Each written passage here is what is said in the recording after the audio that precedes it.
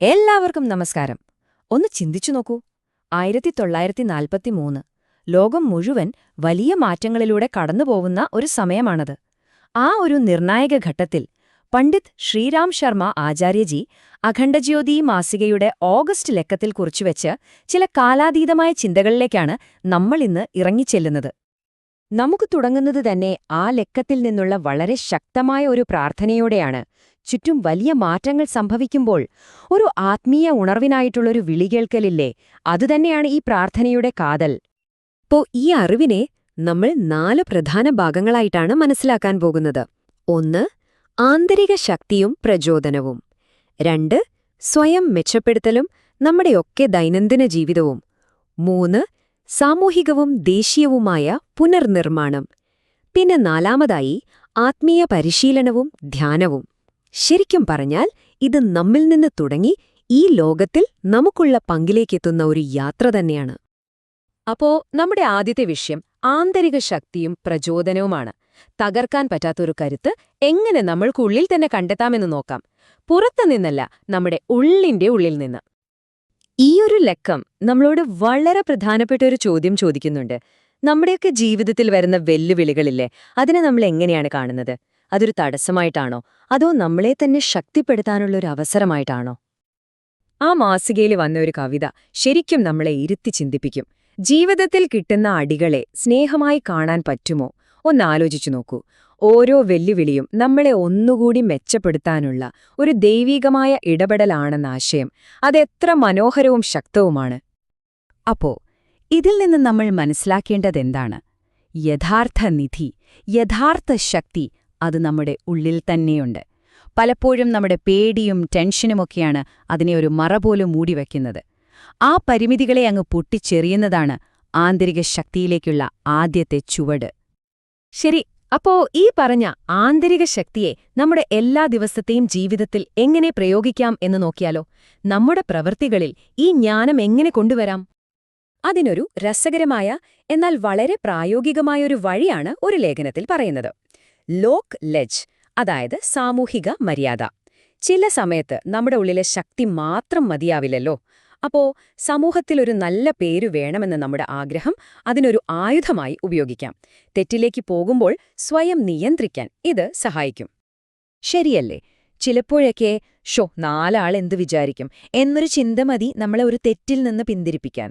പുറമേ നിന്ന് വരുന്ന ഈയൊരു നിയന്ത്രണം പതിയെ പതിയെ നമ്മുടെ ഉള്ളിലെ സ്വഭാവത്തെയും നന്നാക്കിയെടുക്കും.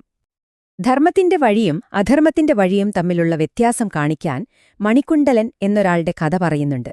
അധർമ്മത്തിന്റെ വഴിയിൽ പെട്ടെന്ന് നേട്ടങ്ങളൊക്കെ കിട്ടുമായിരിക്കും, പക്ഷെ അതിന്റെ വേരുകൾ കാഴമില്ല. എന്നാൽ ധർമ്മത്തിന്റെ വഴി ഒരുപാട് പരീക്ഷണങ്ങൾ നിറഞ്ഞതാണെങ്കിലും അതിന്റെ വേരുകൾ ആഴത്തിലുള്ളതാണ്. അവസാനം എപ്പോഴും നിലനിൽക്കുന്ന സന്തോഷം തരുന്നത് അതുതന്നെയായിരിക്കും. ഇതിന്റെ എല്ലാം കാതൽ എന്താണെന്ന് ചോദിച്ചാൽ വളരെ ലളിതമാണ്. 3 കാര്യങ്ങൾ. എല്ലാ ദിവസവും പ്രാർത്ഥിക്കുക, ദൈവവുമായൊരു ബന്ധം സ്ഥാപിക്കാൻ, എല്ലാ ദിവസവും ആത്മപരിശോധന നടത്തുക, നമ്മൾ ചെയ്ത കാര്യങ്ങൾ ശരിയാണോ തെറ്റാണോ എന്ന് മനസ്സിലാക്കാൻ, പിന്നെ എല്ലാ ദിവസവും നല്ല കാര്യങ്ങൾ ചെയ്യുക, മറ്റുള്ളവരെ സഹായിക്കാൻ അവസരങ്ങൾ കണ്ടെത്തുക. ഈ 3 കാര്യങ്ങൾ നമ്മുടെ ജീവിതത്തിന്റെ ഭാഗമായാൽ മതി. നമ്മൾ നമ്മുടെ ഉള്ളിലൊരു അടിത്തറയുണ്ടാക്കി. ഇനി നമ്മൾ ഓരോരുത്തരും നന്നാവുന്നതെങ്ങനെയാണ് ഒരു സമൂഹത്തെയും രാജ്യത്തെയും തന്നെ മാറ്റിമറിക്കുന്ന ഒരു വലിയ ശക്തിയായി മാറുന്നത് എന്ന് നോക്കാം. അതായത് നമ്മളിൽ നിന്ന് ഈ ലോകത്തിലേക്ക്. ആ മാസിക നമ്മളോട് വളരെ ലളിതമായ പക്ഷേ നെഞ്ചിൽ കൊല്ലുന്നൊരു ചോദ്യം ചോദിക്കുന്നുണ്ട്. സത്യത്തിൽ നമ്മൾ ആരാണ്? നമ്മൾ ചെയ്യുന്ന ജോലിയാണോ, നമ്മുടെ ജാതിയോ മതമോ ആണോ, അതോ ഇതിനെല്ലാം അപ്പുറം പ്രധാനപ്പെട്ട എന്തോ ഒന്ന് നമ്മൾ മറന്നുപോയോ? നമ്മളൊക്കെ സ്വയം പരിചയപ്പെടുത്തുന്നത് എങ്ങനെയാ?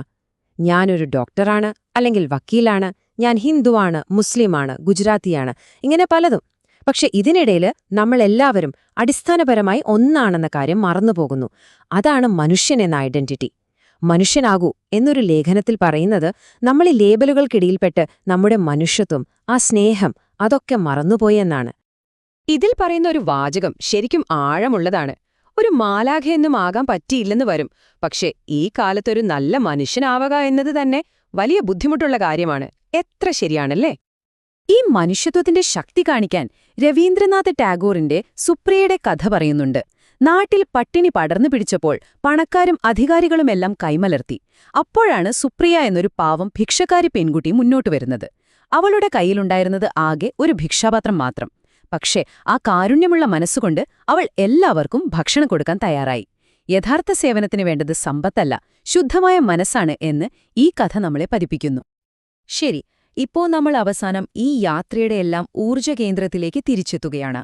നമ്മൾ ഓരോരുത്തരിലും തുടങ്ങി സമൂഹത്തിലേക്കെത്തുന്ന ഈ വലിയ മാറ്റത്തിന് ശക്തി നൽകുന്ന ആത്മീയ പരിശീലനത്തിലേക്ക്, അതായത് സാധനയിലേക്ക്. ആ ലക്കത്തിലെ ഒരു പ്രധാന ലേഖനം ഒരു പ്രവചനം പോലെയാണ്. 1943 ഓഗസ്റ്റ് 1 ഒരു പുതിയ യുഗത്തിന്റെ, ഒരു യുഗപരിവർത്തനത്തിന്റെ തുടക്കമാണെന്നത് അത് പ്രഖ്യാപിക്കുന്നു. അതായത് വെറുതെ പറഞ്ഞുപോകുന്ന കാര്യങ്ങളല്ല, ചരിത്രപരമായ ഒരു മാറ്റത്തിന്റെ ഭാഗമാകാനുള്ള ഒരു വിളിയാണിത്. ഇവിടെയാണ് യോഗി അരവിന്ദന്റെ ഒരു ആശയം വരുന്നത്. അത് ശരിക്കും രസകരമാണ്. സാധന അഥവാ ആത്മീയ പരിശീലനമെന്നത് നമുക്ക് സ്വന്തമായി മോക്ഷം കിട്ടാൻ വേണ്ടി മാത്രമല്ല, അതിനപ്പുറം നമ്മൾ ഓരോരുത്തരും സമൂഹത്തിന് മുഴുവൻ ഊർജ്ജം കൊടുക്കുന്ന ഒരു ഡൈനാമോ ആയി മാറണം. നോക്കൂ, അപ്പോ നമ്മുടെയൊക്കെ ആത്മീയ യാത്ര വെറും വ്യക്തിപരമായ ഒന്നല്ല, അത് നമ്മളിലൂടെ മറ്റുള്ളവരിലേക്ക് പ്രകാശം പരത്തുന്ന ഒന്നായി മാറണം. ഒരു സാധകൻ, അതായത് പരിശീലനം ചെയ്യുന്ന ഒരാൾ, ആയിരക്കണക്കിന് ആളുകൾക്ക് വെളിച്ചം നൽകുന്നു, ഈ ഭൂമിയിൽ ഒരു നല്ല ജീവിതം കെട്ടിപ്പടുക്കാൻ സഹായിക്കുന്നു. ഇതാണ് ആത്യന്തികമായ ലക്ഷ്യം. അങ്ങനെ നമ്മൾ തുടങ്ങിയ ആ പ്രാർത്ഥനയിലേക്ക് തന്നെ തിരിച്ചെത്തുകയാണ്. ഈ വലിയ മാറ്റത്തിന്റെ പാതയിൽ ഇരുട്ടിൽ നിന്ന് വെളിച്ചത്തിലേക്കും തെറ്റിൽ നിന്ന് ശരിയിലേക്കും നമ്മളെ നയിക്കാൻ ഈ ഒരു പ്രാർത്ഥന മാത്രം മതി. അത് നമ്മുടെ വഴികാട്ടിയായി എപ്പോഴും കൂടെയുണ്ടാകും. അപ്പോ നമ്മളിത് കേട്ട് കഴിയുമ്പോൾ ഒരു ചോദ്യം ബാക്കിയാണ്. 1943 ഈ പാഠങ്ങൾ 80 വർഷങ്ങൾക്കിപ്പുറം നിൽക്കുന്ന നമ്മുടെ ജീവിതത്തിൽ ഒരു ചെറിയ മാറ്റമെങ്കിലും കൊണ്ടുവരാൻ ഇന്ന് നമ്മൾ എന്ത് ചെയ്യാൻ പോകുന്നു? ഈ പഴയ ജ്ഞാനം നമ്മുടെ ഇന്നത്തെ പ്രവൃത്തികൾക്ക് എങ്ങനെയാണ് ഒരു പ്രചോദനമാകുന്നത്?